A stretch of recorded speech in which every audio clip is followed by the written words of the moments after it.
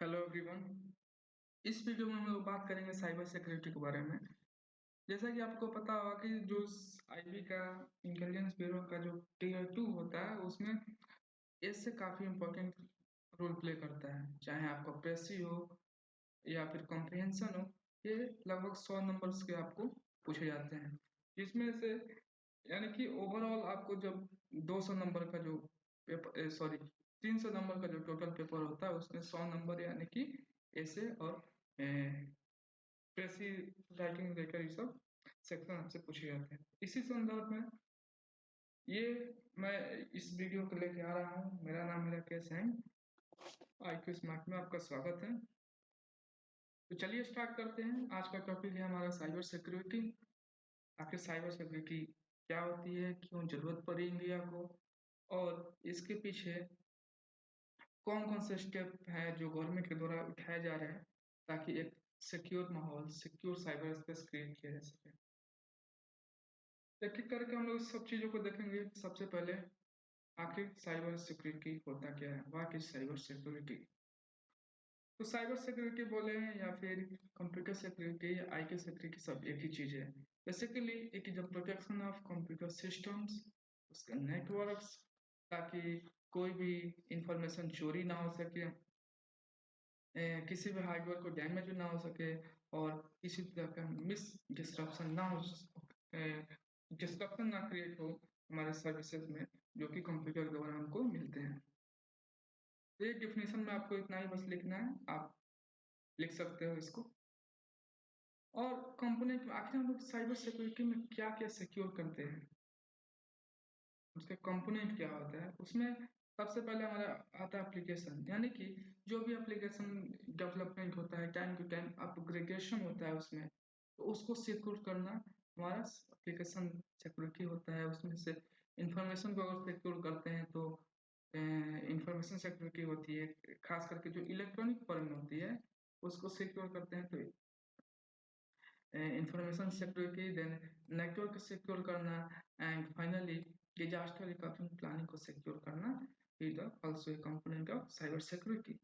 Disaster recovery जो planning होती है क्या होती है, बेसिकली जब भी रिस्क मैनेजमेंट होता है, जब भी कोई डिजास्टर आता है उसको कैसे हैंडल करना है, उसमें अगर कोई बाहर से इंक्लूड करता है, हस्तक्षेप करता है, तो उसको कैसे रोका जाए ताकि जो भी जो प्लानिंग रिस्क मैनेजमेंट है उस पर कोई क्षति ना पहुंचे, उसको बेसिकली हम लोग डिजास्टर रिकवरी प्लानिंग बोलते हैं। और अगेंस्ट सिक्योरिटी यानी कि ये भी एक तरह का कंपोनेंट ऑफ साइबर सिक्योरिटी है। जनरली जो साइबर अटैक्स होते हैं सबसे उनका एकमात्र मकसद, सबसे इम्पोर्टेंट मकसद होता है, नॉट एकमात्र, सबसे इम्पोर्टेंट जो उनके पीछे इसके पीछे मकसद होता है वो होता है किसी तरह से पैसे कमाया जाए। और इंडिया में चाहे कहीं भी, सब हर एक जगह, यहाँ तक कि जो इंडिविजुअल अटैक भी होता है साइबर अटैक का, उसी में भी पैसे की डिमांड की जाती है। इसमें मेन जो टारगेट हो तो बैंक्स होते हैं, चाहे कोई फाइनेंशियल इंस्टीट्यूशन हो गया, वही मेन टारगेट हो गया। दूसरी चीज कि किसी तरह से हैक साइट को हैक करके एक मैसेज को सेंड किया जाए ताकि किसी भी कंट्री के अंदर स्टेबिलिटी को खराब किया जा सके, सोसाइटी को खराब किया जा सके। किसी कैंपेन मैसेज कंटेन करने की बात आती है तो हम लोग जो भी साइबर अटैकर्स होते हैं वो साइट को हैक करते हैं। आजकल जो भी साइबर अटैक्स का डोमेन बढ़ चुका है। पहले जैसा कि पता है हम लोगों को, जो पहले जो अटैक्स होते थे वो पैसों के लिए होते थे, लेकिन आजकल आजकल जो क्रिटिकल एसेट्स होते हैं गवर्नमेंट के या किसी भी नेशंस के, उस पर अटैक किया जाता है। जैसे कि पावर ग्रिड हो गया, या फिर न्यूक्लियर इंस्टॉलेशन हो गया, एयर ट्रैफिक हो गया, फाइनेंशियल सेक्टर, जो बड़े बड़े सेक्टर्स होते हैं, और चाहे फिर मिलिट्री सर्विसेज में इंटर करना हो, उसके सर्वर में इंटर करना हो, तो आजकल जितने भी साइबर अटैक्स के डोमेन बढ़ गए हैं। तो और जैसे कि आप सुना भी होगा कि जो कुंडमकुलम 2019 में कुंडमकुलम न्यूक्लियर प्लांट में जो अटैक हुआ था वो एक साइबर अटैक था। और साथ ही जो मुंबई आउटेज हुआ अभी हाल फिलहाल में हुआ है, यानी कि पूरा मुंबई में जो पावर कट हो गया था, वो भी एक तरह से एज्यूम किया जा रहा है कि साइबर अटैक का ही रिजल्ट है। अब क्वेश्चन एराइज होता है कि आखिर हम लोग को साइबर सिक्योरिटी की जरूरत क्यों है। तो जिस तरह से हम पिछले 3-4 सालों में खास करके जो पैंडेमिक जब से शुरू हुआ है, लोग बड़ी संख्या में बड़ी तेजी से ऑनलाइन शिफ्ट हो रहे हैं, ऑनलाइन माइग्रेट हो रहे हैं।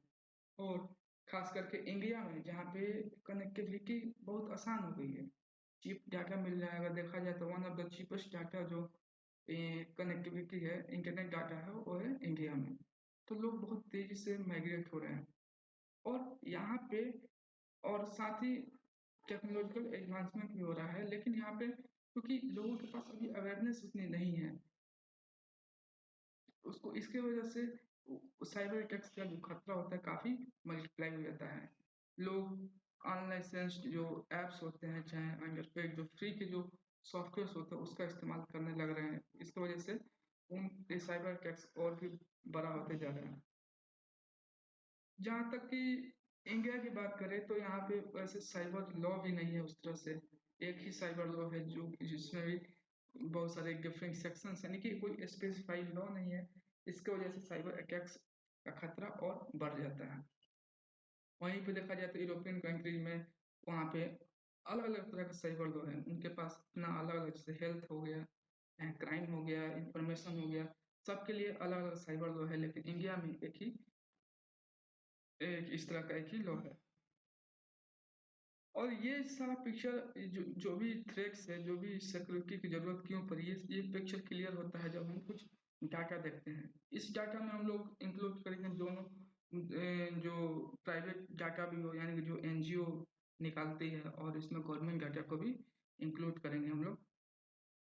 तो एक IBM एक्सफोर्स, यानी कि IBM कंपनी है, उसका एक थ्रेट इंडेक्स आता है जिसमें India reported the second highest number of cyber attacks. केवल जापान के बाद इंडिया में सबसे ज्यादा केस रिपोर्ट हुए हैं। तो और साथ ही इसमें जो भी जितने भी एशिया में केस रिपोर्ट हुए हैं उसके 7% केवल इंडिया में हुआ है। और इसमें मेनली जो मेन टारगेट रहे हैं उसके फाइनेंशियल सेक्टर्स, जैसा कि हम लोग पहले ही बात कर चुके हैं, लगभग 60%। उसके बाद मैन्युफैक्चरिंग और अदर्स में ये हमारा जो फाइनेंशियल सर्विस है।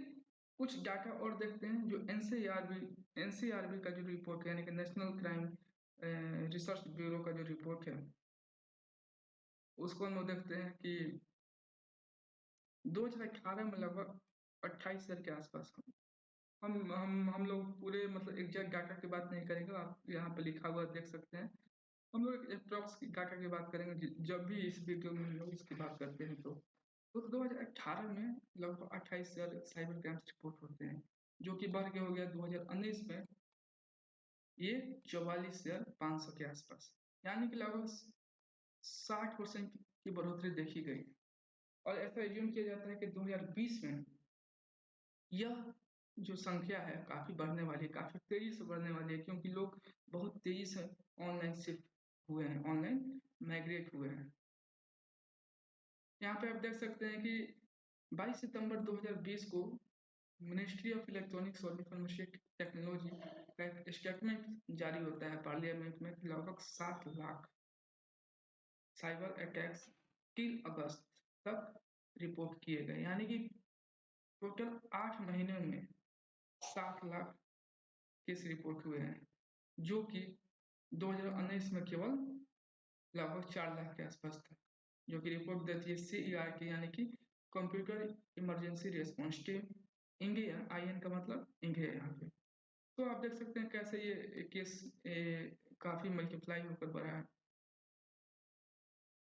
वहीं पे जैसा कि पहले भी हम लोग डिस्कस कर चुके हैं कि इसका डोमेन काफी बड़ा हो गया है, तो ये सब दिया हुआ है। अब आते हैं कि कौन कौन से लॉ है इंडिया में जो साइबर सिक्योरिटी के लिए बनाए गए हैं, अच्छा साइबर सिक्योरिटी से रिलेटेड है। सबसे पहले आता है हमारा इंफॉर्मेशन टेक्नोलॉजी एक्ट 2000। यह मेनली जितने भी कंप्यूटर्स, नेटवर्क्स और information in the form of electronic उसको रेगुलेट करता है, यानी कि उसको नजर बनाए रखता है, उसको देखता है कोई इसमें धांधली तो नहीं हो रही, कोई ब्रीचिंग तो नहीं हो रही है।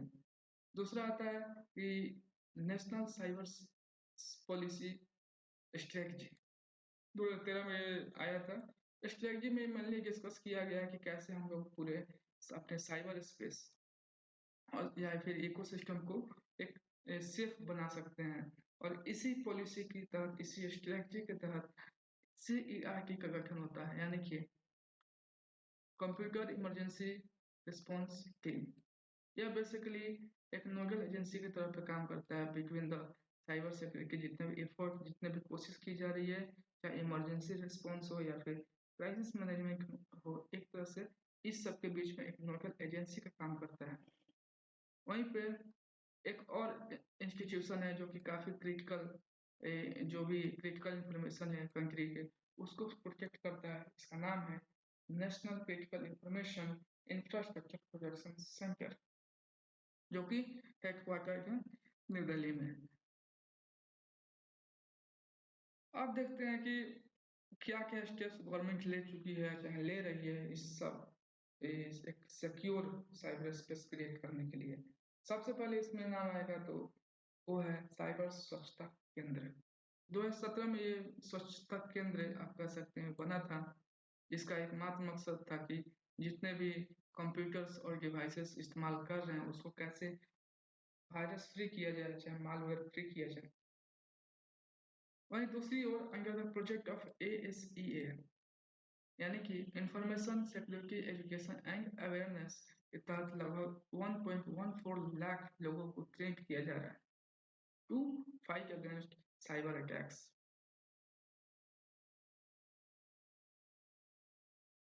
इंटरनेशनल कॉपरेशन बढ़ाए जा रहे हैं। जो भी डेवलप कंट्री है, खास करके जो इस फील्ड में, जो साइबर स्पेस में डेवलप्ड है, या इनके पास जो टेक्नोलॉजी है, उनके साथ इंटरनेशनल कॉपरेशन बढ़ाया, इंडिया के द्वारा बढ़ाया जा रहा है, ताकि हम लोग एक सेफ साइबर स्पेस क्रिएट कर सकें।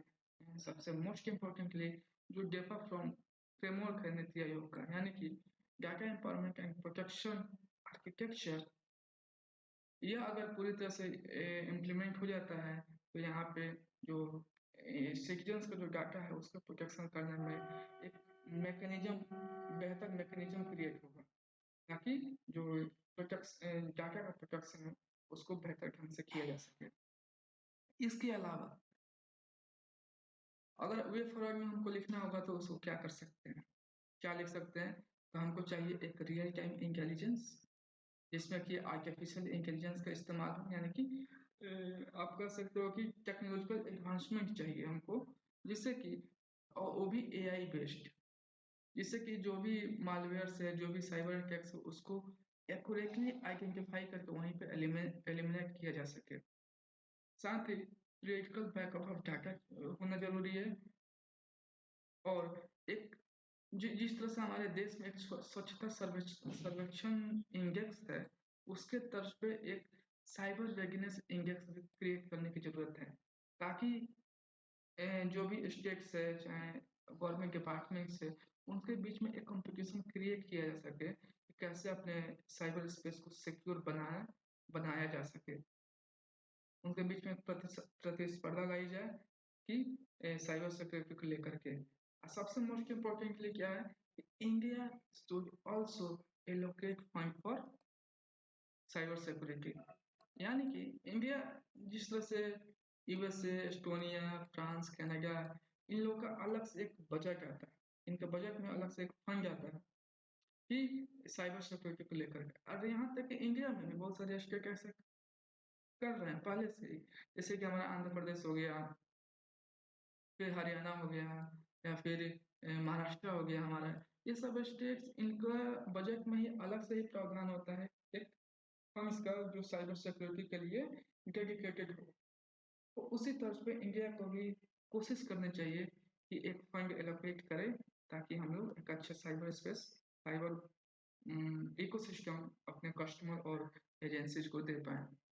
है कि एज ए इंडिविजुअल हमको क्या करने की जरूरत है, क्या स्टेप ले सकते हैं सब चीज से बचने के लिए। तो जो भी कॉल्स आते हैं, जो फ्रॉड कॉल्स आ गया, चाहे ईमेल्स, SMS, किसी किसी भी तरह का जो आपसे जो मैसेज कॉल्स आता है, जो कि मनी के बारे में पूछता है, आपके बैंक स्टेटमेंट के बारे में पूछता है, चाहे लॉटरी का लालच देता है, उससे बचने की जरूरत है और उसको तुरंत रिपोर्ट करने की जरूरत है पुलिस स्टेशन में। Do not use public wifi, यानी कि जब हम पब्लिक वाईफाई का इस्तेमाल करते हैं तो वहां पर सिक्योरिटी ब्रीच होने का बहुत बड़ा खतरा होता है, और खास करके जो ट्रांजेक्शन करते समय तो वाईफाई का इस्तेमाल करना ही नहीं चाहिए। एंड जब भी ऐप का इस्तेमाल करें वो ऑथराइज्ड ऐप हो, यानी कि गूगल प्ले और एप्पल स्टोर से वो ऐप लिया गया हो, अदरवाइज कोई ऐप का इस्तेमाल ना करें। तो ये सब अगर जितने भी स्टेप्स है उसको फॉलो करते हैं तो हम लोग कुछ हद तक इससे बच सकते हैं। उम्मीद है कि आपको वीडियो इन्फॉर्मेटिव लगी होगी, अगर लगी है तो एक लाइक तो बनता है। एंड इस सीरीज में मैं 10-12 जो भी इम्पोर्टेंट टॉपिक है उसको कवर करने वाला हूँ। अगर कोई टॉपिक मिस हो जाए तो आप मुझे कमेंट सेक्शन में लिख के बता सकते हैं, मैं उस पर वीडियो बना दूंगा। तब तक के लिए धन्यवाद।